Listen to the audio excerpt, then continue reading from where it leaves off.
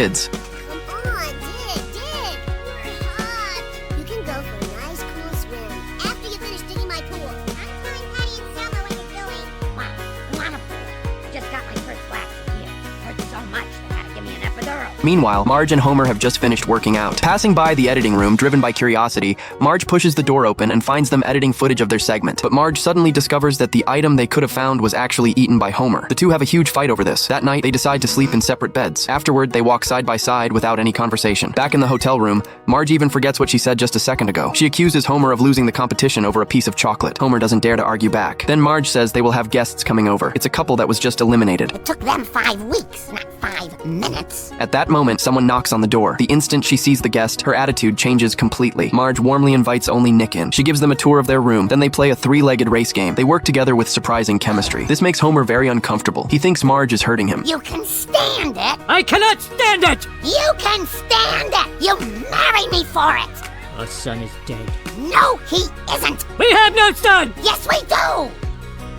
Oh yeah, fuck. The next morning at breakfast, Homer and Marge are still giving each other the cold shoulder. Then the production crew announces that 2 eliminated contestants will have a chance to return to the competition. The condition is that they must ditch their loved one. Marge immediately decides to partner with Nick. Homer is heartbroken. Soon it's time for the final competition. Contestants need to make a mango cocktail and cross a log bridge while dodging monkeys underneath. As soon as the challenge begins, Marge and Nick divide the work perfectly. Marge is in charge of making the cocktail while Nick handles the monkeys. They smoothly take first place. Marge has already started celebrating their victory early. Marge and Nick, I want to congratulate you on winning the amazing place. Yay! I want to, but I can't.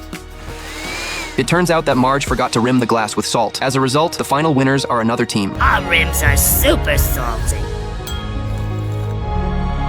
Hey, come on. Oh.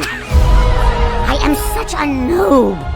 Marge apologizes to Homer. Homer says everyone makes mistakes sometimes. In the end, Homer forgives Marge. Santa's little helper's girlfriend gave birth to 25 puppies. This made Bart ecstatic. With this army of dogs, no one would dare bully him anymore. He immediately challenged Jimbo, who was bullying Milhouse.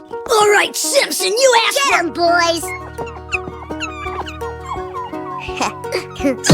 The family loved these adorable puppies. They sat together happily watching TV, but their destructive power was immense. Their favorite activity was chewing and tearing Bart's socks. Lisa had to wear a flea collar. Homer's favorite TV time was also disrupted. Most importantly, the room became particularly smelly. Left with no choice, Marge and Homer decided to give all the puppies away. The cute puppies were very popular, but they didn't like being separated. We've got to be realistic, kids. Who's gonna have a big enough heart to take care of 25 puppies? At this moment, Burns suddenly appeared. He said his mansion was spacious enough to let these puppies play to their heart's content. Marge had no choice but to agree. That evening, Bart and Lisa secretly snuck into Burns's estate. They wanted to see how the puppies were doing. At that time, Burns was giving the puppies a bath. Obviously, he liked them very much. When he lifted the puppies out of the bathtub, one puppy actually stood up. Burns was delighted and carried it to another room. Maybe we were wrong about Burns on this one. As the closet in the room was opened, various fur coats made from animals appeared inside. The remaining 24 puppies would be made into an outfit by him. Bart and Lisa immediately returned to the previous room. They prepared to leave with the puppies. Lisa opened the laundry chute by the wall, then pulled off Bart's sock and threw it in. Together, they escaped through the chute. Going somewhere? That's impossible! How did you get here first? Sideshow Bob suddenly collapsed and died in court. After examination, the doctor identified Bart as the murderer.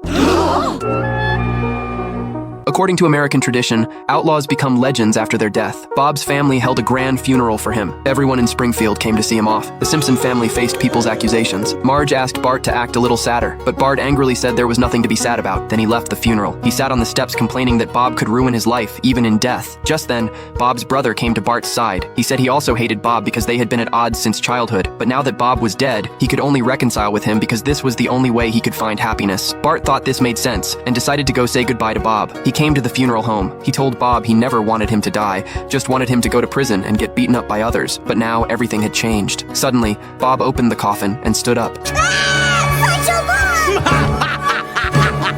He He let out an evil laugh. Then he lifted Bart with a knife and put him in the coffin. It turned out this was all Bob's conspiracy. Meanwhile, on the other side, smart Lisa also realized this. She remembered that Bob's father was a doctor. When he collapsed in court, his father took the opportunity to inject him with a powerful fake death drug, fooling everyone. They hurried to the funeral home, and Bart was about to be sent to the crematorium. Bob was very satisfied. He had finally completed a perfect crime. At this moment, Homer burst in trying to stop him. Bob wouldn't allow his plan to be ruined, so he accelerated the speed of the track. Homer picked up ashes and threw them in Bob's face. Marge stopped the machine in time, opened the coffin, and rescued Bart. At this time, Clancy also arrived. He was arrested again and sent to prison, but he was unwilling to accept it. He wanted to know how Lisa had seen through him. Lisa said she became suspicious when she saw the enlarged space at the foot of the coffin. She questioned Bob's family about why they would pay so much extra money to make a dead person comfortable.